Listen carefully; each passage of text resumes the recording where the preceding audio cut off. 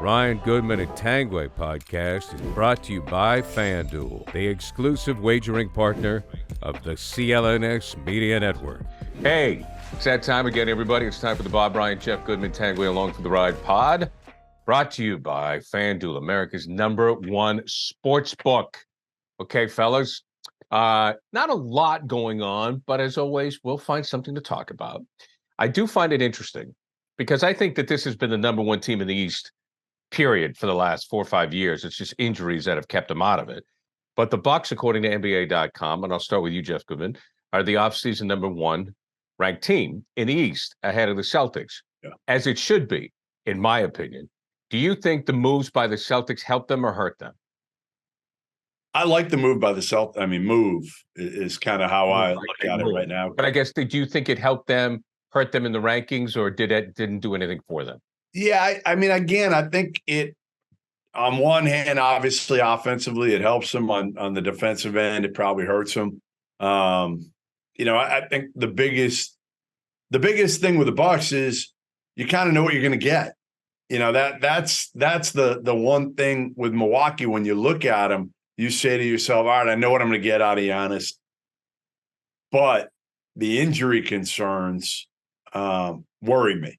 Obviously with Chris Middleton being hurt a good chunk of the last 2 years, I just don't know. I don't know what you're going to get out of Chris Middleton at this point in his career, where I think you could say something similar with Porzingis with the Celtics to some degree, but he's much younger. I think he's got a better chance of being healthy, really, than Chris Middleton at this point. So I think you're splitting hairs, to be honest. I think you kind of could go either way with Milwaukee or Boston. More of kind of, I want to wait and see how this Porzingis experiment works in Boston, where, again, you have Giannis, you have Jrue Holiday, you have Middleton. They've got a really good, group of role guys as well, like Pat Connaughton, obviously, and some of those guys, Portis. And one more, Lopez. And Lopez. They got him back. Yep. To me, he's one of the most fascinating sagas of our of my whole career watching the NBA, is this total reinvention that he has made of himself offensively to go along with his continually good defense. It's an interesting thing. I mean, it is important ultimately. It's fun giving us something to talk about. Thank you very much. It's good. But conjecture and injuries are such a factor. You don't know what team, how you're going to line up in April. You don't know. But the Celtics are, I won't say a mystery guest now, but they're a team with a real question that we want to see. Bob, if I may interject, a curiosity. That's a good word. Very much so. I was searching for a word. We don't know. I mean, I know. Obviously, I've already changed my opinion on the deal based on what my information that I have now learned about the way Porzingis has been conducting himself, the way he did last year, the way he played last year, as opposed to the way he played other years at other places. That guy, I'm anxious to see. I'm a worrywart here because I don't trust Joe yet. I want to see Joe Mazzulla use him properly. But do you trust? Hey, by the way, Milwaukee's got a guy named Adrian Griffin, who's the head coach, who's never called a timeout to my knowledge in the NBA.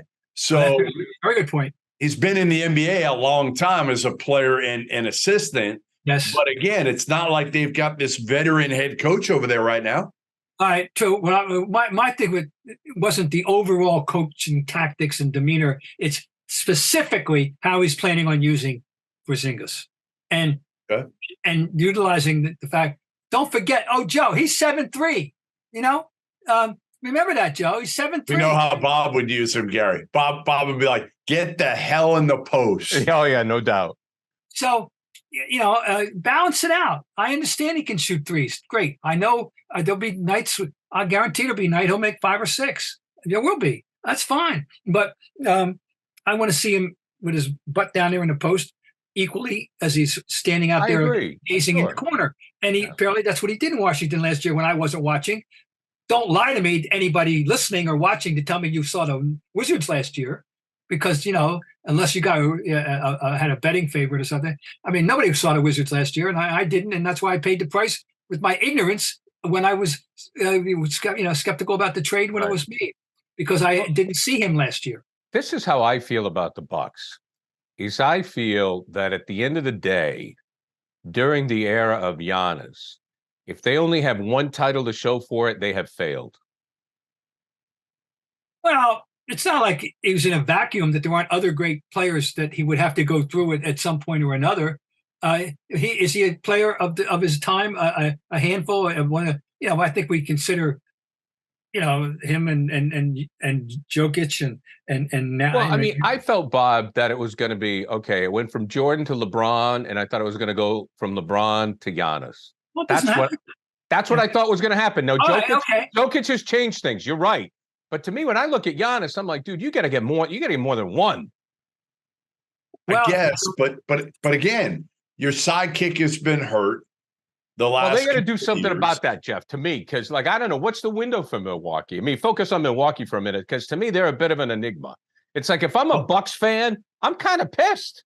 Sure, Brook Lopez is going to turn 36 this season. That's what I was going to just look up. Right. Yes, the window. Middleton's not as old as you think. I think he's probably in his early 30s, but his body's starting to break down on him a little bit. So if I'm a Bucks season ticket holder, I'm going, okay, you changed the coach. What else? Coach, give me a break. I mean, we all know the coach is only as good as the players. Well, yeah, I was just thinking about it. I disagree to some extent, because I think, again, if you're a coach that players love and you're good enough to get there, I mean, look at what Spoelstra did with that team last year. Well, that's true. You got me on that. Right. I mean, I agree. There are some exceptions to the rule. Yes, there are probably 15 or 20 guys you could throw in a hat, and then there's probably 5 that are really bad and 5 that are really good that make a difference on either end. And okay, that's fair. There's horses for courses. Some coaches are better with veterans, some are better with kids, some are better with. I mean, the greatest chicken salad out of chicken, coach that I ever saw was Hubie, in Atlanta and other places. But you give him the best team, he might want to coach too much. Right? He'll overcoat. Right. And we look. Can't you say that about Brad? Hey, Bob, can't you say that about Brad Stevens to some degree? It's like he maximized their talent, but then when he had some dudes, can he handle those egos as well as maybe some other guys? Because those guys, let's face it, most NBA players right now want to play for an Adrian Griffin, want to play for somebody that's been in the league, that knows how to kind of handle them. And even Ime, right? Ime wasn't a guy who played like a huge role in the league, but he was in the league. So immediately you gain their respect. Right.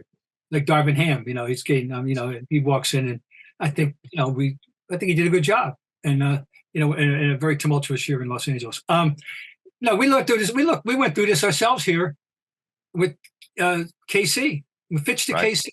When that move was made, it was a very important move in a positive way. When we went from Fitch to KC with that group of guys, they had tuned out Fitch, all but Larry. Everybody else tuned him out, and they needed, and everybody loved good old Case.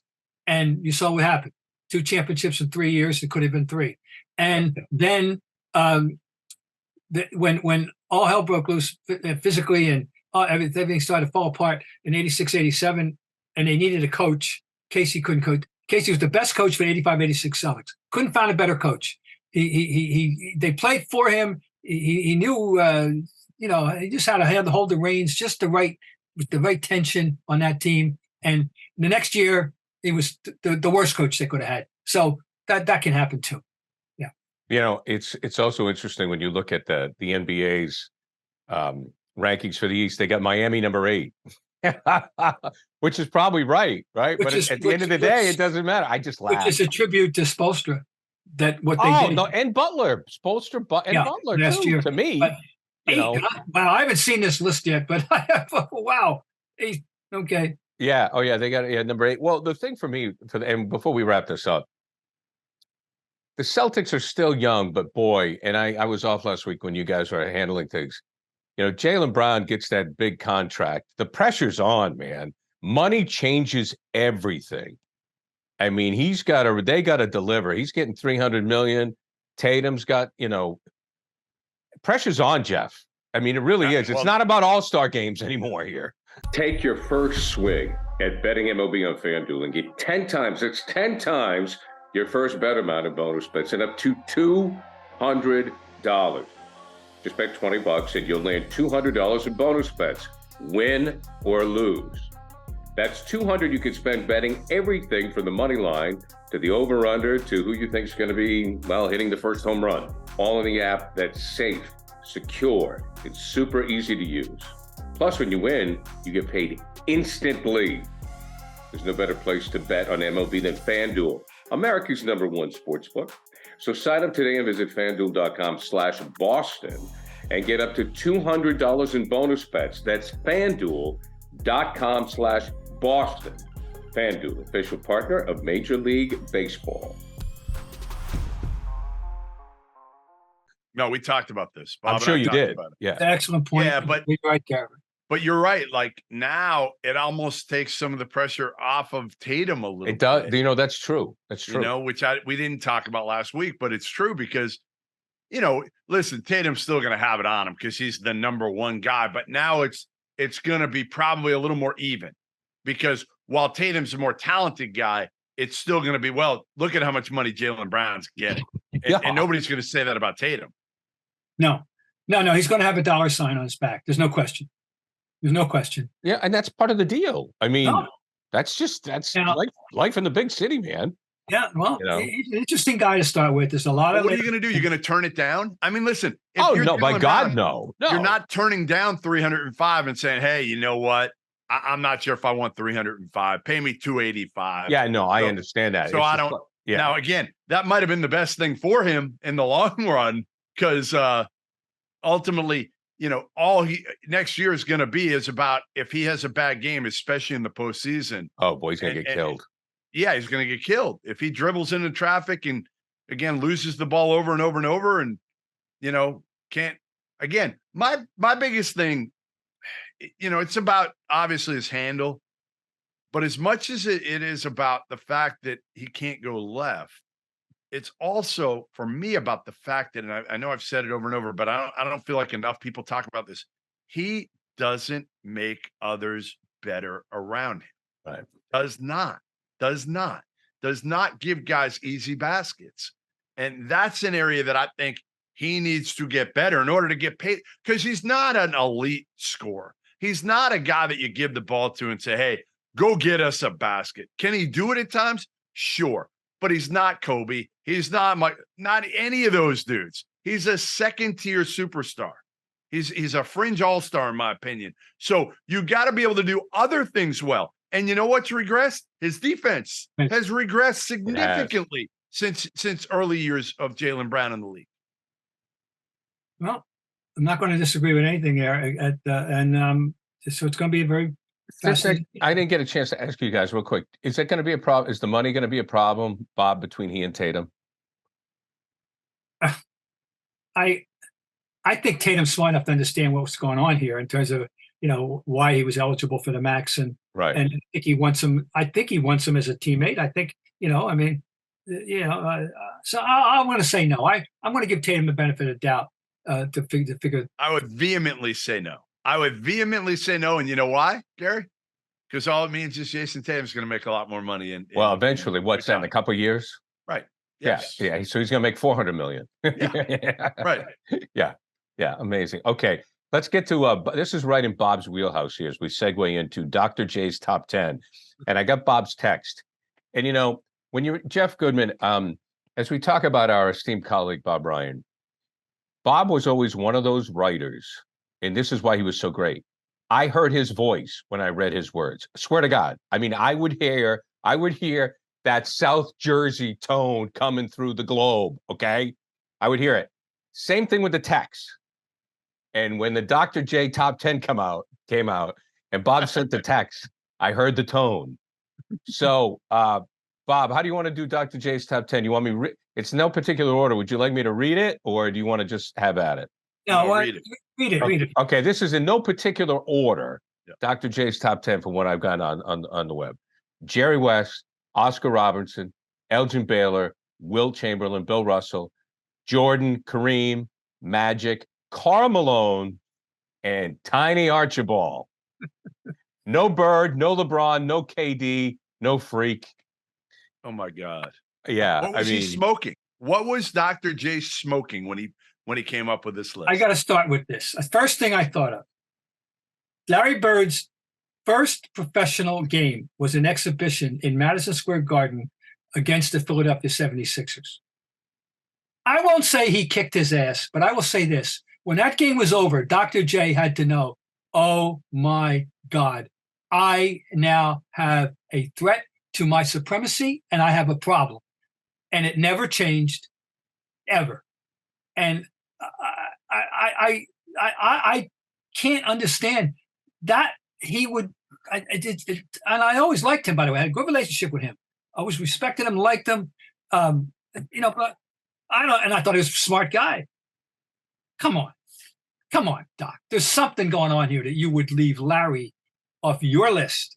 Oh, he's of course he's pissed, or especially intentional when he is included not only the most overrated NBA star ever, but maybe the most overrated star in the history of any sport in our lifetime, Karl Malone.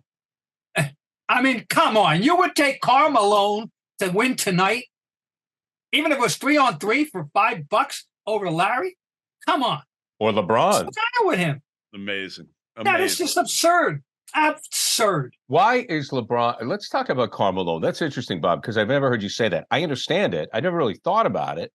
But why do you feel? What makes Malone so overrated? I think he's the ultimate stat filler, and when it really mattered, the times things happened that shouldn't happen because he wasn't a smart player. He was a limited player, robotic, did what he did very well. The limited things that he did very well. That move, the jump shot, and he owes his life to John Stockton. Well, yeah, I was going to say he played with Stockton. That's part B. And he just wasn't as good as his numbers. And his numbers, people, if you only know the numbers, and my God, he's number. What is he? Number 3 scorer? 2? I don't know what the hell. He's a big all-time scorer. But you not the winner that those numbers would indicate. I'm sorry. So that right there. Tiny. I mean, I love Tiny. We all love Tiny, but what is this? Yeah, he's not even top 20. I mean, come on. Yeah, Tiny's a top 30, 25 to 50, 45 player in the history of the league. Well, he did the most with his size. I mean, I remember one year. And, that year of leading the league and scoring an assist, I went through, lived through that in a sense, saw him at his peak. Oh, he was tremendous. And then when he reinvented himself with the Celtic as a true point guard, which completely as a point guard who scored as an afterthought, it showed his versatility, adaptability, and he did what was necessary to help everybody get a ring, including himself. I mean, I admire all that, but top 10, please. And now I'm always happy to see someone acknowledge Elgin Baylor. All right, I that's nice that he would do that, but LeBron and Larry, in your time, I mean, come on, Doc. No, I think it's Jeff. I think it's so hard because as I look at this list, I mean, 8 out of 10 to me were legitimate, but it's so hard, Jeff, when you look at, West, the Big O, and Elgin, and Bob's right. I mean, Baylor never gets his due. I mean, he's right, but it's so hard to compare West, Robertson, and Baylor. When hard choices, like my own hard choices. Those are the 3 that I think. Oh, it's one other name that. Easily ahead of Malone. Duncan. Yeah. Oh, yeah, Duncan. Yeah. Of course. So again, to me, the one that where you lose all credibility is Tiny over Larry. Right. All credibility. Or over Duncan or over LeBron or over KD. Now, he said he didn't go with anybody that's currently still playing, that hasn't finished their career. So he didn't. I missed that. I'm sorry. My apologies. He didn't use LeBron and Steph. That was his kind of caveat. I don't give a shit. They both played how many years? If their career ended today, that's how you have to view it. If their career ended today. Well, if LeBron's career ends today, he's still arguably the second best player or first in NBA history. Right. Certainly in the top 10. And if you don't put him there, you look like a complete clown. Steph, all right, you can make a case Steph's, 8. You can make a case he's 12. He's somewhere in the conversation for top 10. But again, the tiny Archibald inclusion makes you look like a complete idiot, to be honest. I love Dr. J. Yeah. Listen, I grew up as a Sixers fan here in Boston, which I hate admitting, but I did. Well, that's tough. That's tough, kid.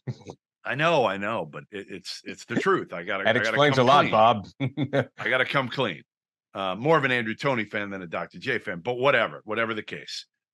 Anyway, all right. So then Shaq did his. I saw it. Oh, what Shaq got? I'm going to give you the 4 commonalities, and they are Michael Jordan, Kareem, Magic, and Karl Malone was on both of their top 10s. Amazing. That's amazing. So, maybe they're just scared of the mailman. Does Shaq deserve to be on a top 10? He's right there. He's close. He's close. And Bob, go ahead. He's 15 to 20 if he's lucky. I mean, he's overrated too a little. Oh, I think he's 15 to 20 for sure. Oh, no? My objection is Shaq was my but on Shaq is his indifference to rebounding. And he never led the league in rebound. That is just an amazing thing. Yeah, I know he played up against Rodman. Rodman was leading the league in rebounding every year. Well, you're 7 foot. You're athletic as all hell. You're strong. You got every attribute athletically that a man could be given, starting with that size and good feet, agility. And what's the number one rule of rebounding? Number one rule. You want the damn ball or don't you? Number one is you want the ball. Go fucking get it. Excuse me. Go get it. And then comes all the other stuff, positioning, timing, and and hold your position. And then the last and least important is jumping. I mean, Wes Unseld, got 90% of his rebounds below the rim. And talk about great rebounder. Yeah, so Unseld and Silas. So no, Shaq, the 4th best center to me is Olajuwon. He's the 4th best center. After the obvious. What are you going, Kareem, Wilt, Russell, Olajuwon? Yeah, and then I go Olajuwon. And then I'll allow Shaq to enter into the discussion, but he's not beating out Olajuwon. I'm sorry. I can't wait till we tweet this clip to Shaq on Twitter, Gary. This is nothing I haven't said and written 100 times. Is indifference to rebounding. And that's a very important part of can't be the greatest center if you don't want to rebound. But period. Bob, have you seen him DJ? I've seen him act. I think he was pretty good, actually. Back in, pretty good. He's got the whole DJ thing going. Interesting. He's got Allen Iverson. Now this is great. And he played. Talent-wise, man. Talent-wise, and he changed. He did have a huge impact on the game. He did. He played against them in the finals. And I wouldn't. You don't see Allen Iverson in too much. And he's got Isaiah Thomas, and that's I think that his peak was the best small man ever. If you're going to define 6'1" as a cutoff, his peak, his highlight film, guys, in the playoffs is second only to Michael's. An individual highlight, dazzling stuff. I was there for the 25-point quarter on the bum ankle. I was there when he got 16 points in a minute and a half in the game 5 against the Knicks in the 84 playoffs. He could put on bursts of activity that were the greatest any little man ever had, ever. And I like Shaq's top 10. I actually like it, Bob, for the most part. Again. Yeah, well, his is what you argue with here. And his is obviously, no, he's not. He's acknowledging a different era only. Take himself off it. Take himself. He put himself on it and put. Of course he himself, did. There, you're going to put Kareem on instead of him. So you go Michael, Kareem, Magic, Karl Malone. I don't like LeBron, Kobe, Steph, Duncan, Isaiah. Then he goes Iverson again. Iverson, Karl Malone. I would replace. I mean, how do you don't have Wilt or Russell? Well, he's not doing that. Or Bird. He made it clear he's not doing that era. I Right. believe. Yeah. All Well, right. I mean, So, there are so many great players. It's really hard to do now. oh, of course, it's fun. It's obviously it's not a right and wrong except for my opinion. But other than that, Oh, there's no. But seriously, Do you guys think about Shaq? I'm sorry, Bob. I interrupted you. What were you gonna say? I get people are going to say, well, Ryan's announcing Karl Malone, and both of these great players put Karl Malone in, so I go with their judgment over his. And I can understand somebody's going to say that, but I'm not budging on Karl Malone. I think he's. But I wouldn't hire either of these guys as general managers. That's what I'll say. So Shaq won championships with Kobe and with Wade. Yeah. Yep. So can you say Shaq won like I look at that Laker team. I almost look at that as Kobe's team when Kobe won the I mean, can you say that Shaq won one on his own or was the best player on the team when he won one? Well, he wasn't in Miami. I know that. No, I mean Wade was the best player. Not in Miami. That was the big push-pull at that time. Oh, I know. In LA with Kobe and Shaq, what was really going on with them, and the ego factor in both of them, and ultimately, Jerry Buss and Jerry West, they had to make a decision, in a sense, and like when you look at Akeem, like to Bob's point, like when you look at Akeem, when he won those 2 titles, he was the best player in the game. Jordan was out, I think. Wasn't Jordan playing baseball or something?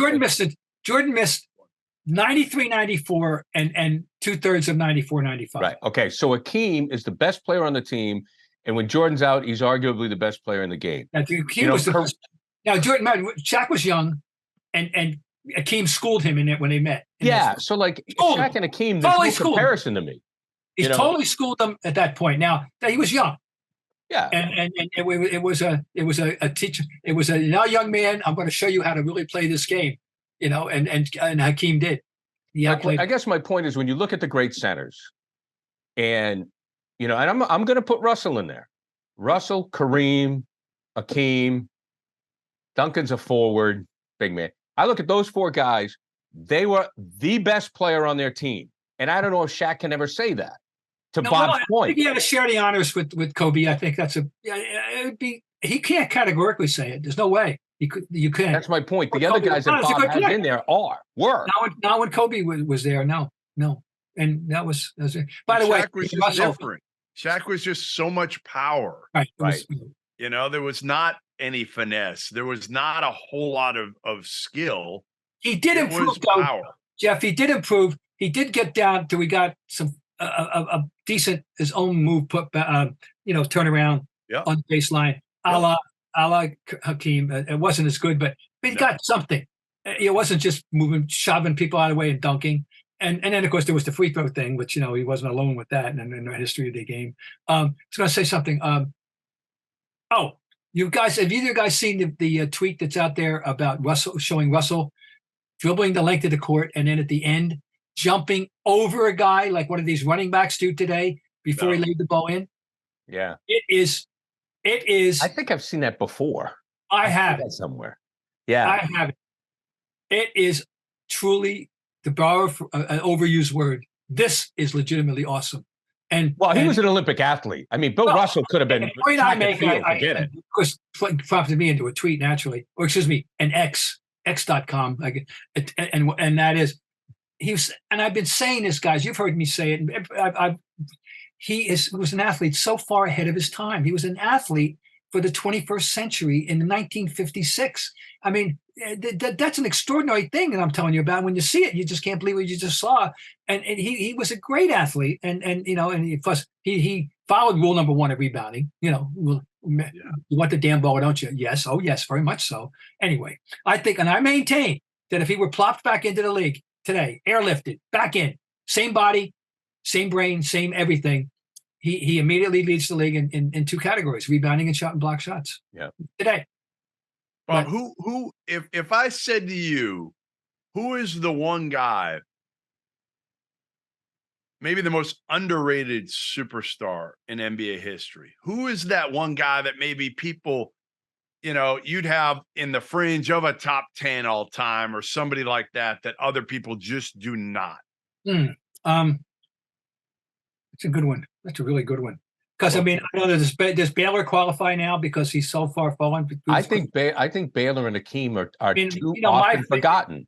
And another guy who was a great forward in the old way of playing the game, just the best ever at the old game, was Bob Pettit. And right. Now I'm not sure, translating him today, how great, a bit. But there's one. But Baylor, people have to understand. Elgin Baylor invented modern basketball individual offense. He took a game that was basically horizontal. I mean, and was on its way to being vertical. He made it diagonal. I mean, he had release points on shots, up and unders that people had never seen before. Did all kinds of things people had never seen before. And all modern individual offense stems from Elgin Baylor. That alone should have him, revered in the great category. And then and Dr. J share a brain. You both have him in the top 10. And Dr. J, see the lineage. Where does Dr. J fall for you? Where does Dr. J fall?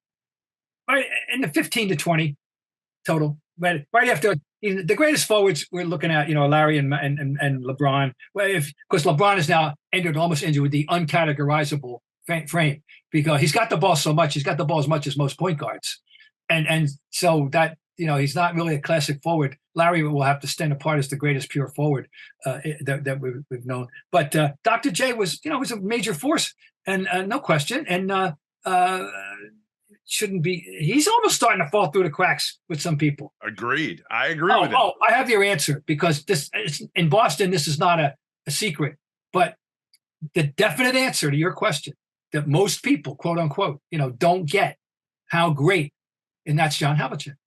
It's John Havlicek, period. Who in the last 4 or 5 years of his career, of their careers, in which he overlapped, he was better than both Oscar and Jerry. He only played both two positions, outplayed them both head up and equal and better, and then playing the forward position. There's your answer for the rest of the world. In Boston, no, people understand. We try to make sure we keep people aware, but so the answer is John Havlicek. My favorite player of all time.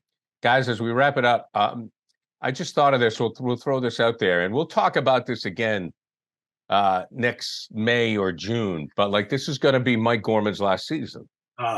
Yeah. So, Bob, the floor is yours.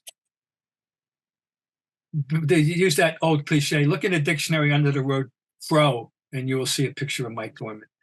He is the understated excellence. Does not call attention to himself as an announcer, but knows how to rise to the occasion. Is well prepared and just well informed, and he's a comforting presence, and he will be missed. No, you're right about that. He is like the consummate pro. That's what you think about with him, is never makes a mistake. We'll throw some humor into it, but you're going to learn. You're going to learn, honestly, listening and watching Mike Gorman. I've learned so much over the years. And again, he keeps it simple rather than trying to do too much. And especially in this day and age when a lot of people feel like they have to adapt. I feel like he's been pretty consistent. It's worked. Absolutely. Well, what I could tell you, because I know how the spaghetti, I've been led into the world of how the Gorman spaghetti is made a little bit, because I filled in for Mike. And I love Tommy Heinsohn. I will always love him. He was the grumpy uncle at Comcast Sportsnet. Bob, you knew him. Yes. I mean, Tommy could bark at you 1 minute, hug you the next. But when Tommy died, I cried. I mean, I will love that man forever. But if you worked with Tommy for 30 years? Not easy. And I will tell you that Tommy's greatness was enabled by Mike Gorman. That's so often true. In like I always say, Sean McDonough invented Jerry Remy. Oh, there's no question. It's Rem Dog. I mean, he brought Jerry Remy, an ultra introvert. The minute the camera and the microphone is dead, and created for him a career. I'm sure lucrative.